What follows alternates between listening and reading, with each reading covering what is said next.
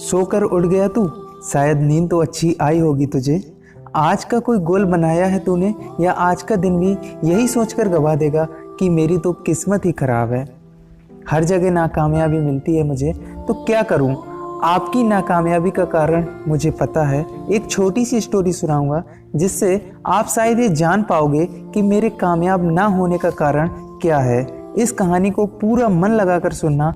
किसी राज्य में एक राजा रहा करता था। उसे बाज बहुत पसंद थे। उसने अपने मंत्री से कहकर बाज के 2 बच्चे मंगवाए और उन्हें खिलाया पिलाया। धीरे धीरे बाज बड़े हो गए, उनके पंख भी निकल आए। अब बाज उड़ने के लिए पूरी तरह तैयार हो गए थे। राजा उन बाजों से बहुत प्यार करता था। सुबह राजा उन बाजों को उड़ा देता और शाम को वो वापस महल में आ जाते थे। लेकिन एक दिन राजा को यह पता चला कि उसकी दोनों बाजों में से एक बाज महल से उड़कर जाके बगीचे में बैठ जाता है। राजा बहुत निराश हुआ क्योंकि वो दोनों बाजों को प्यार करता था और उसे भी उड़ते देखना चाहता था।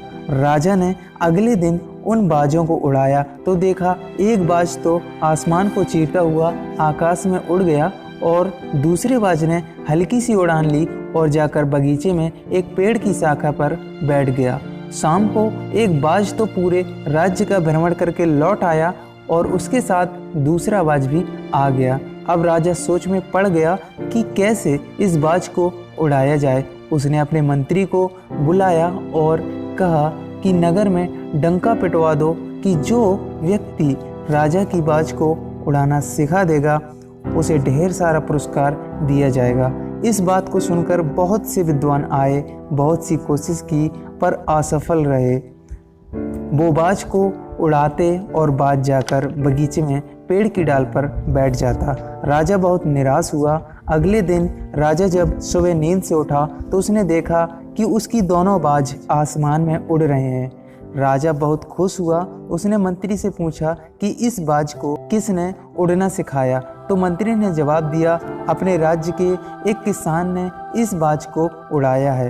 यह सुनकर राजा सोच में पड़ गया और उसे बुलाने को कहा।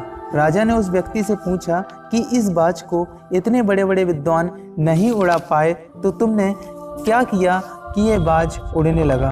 किसान ने कहा, महाराज मैंने ऐसा कुछ नहीं किया। मैंने इस बाज को 3 बार उड़ाना चाहा पर मैं असफल हुआ और मैंने देखा कि ये बाज तीनों बार उड़कर एक पेड़ की डाली पर बैठ जाता है। बस मैंने उस डाली को काट दिया।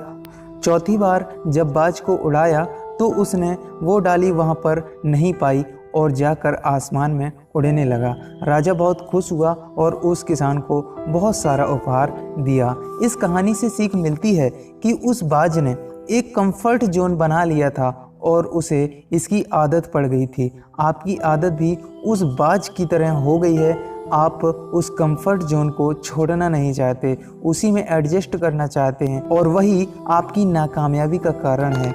आपके मार्ग की रुकावट क्या है ये आपको पता करना है। वो कुछ भी हो सकता है, कोई व्यक्ति हो सकता है, कोई वस्तु हो सकती है, कोई जगह हो सकती है या आपकी नेगेटिव सोच हो सकती है। उम्मीद है कि ये वीडियो आपको पसंद आया होगा। अगर हाँ तो इसे अपने दोस्तों के साथ शेयर ज़रूर करना और इसे लाइक ज़रूर करना। और आपने अभी तक इस चैनल को सब्सक्राइब नहीं किया तो इस चैनल को सब्सक्राइब ज़रूर कर लेना। धन्यवाद।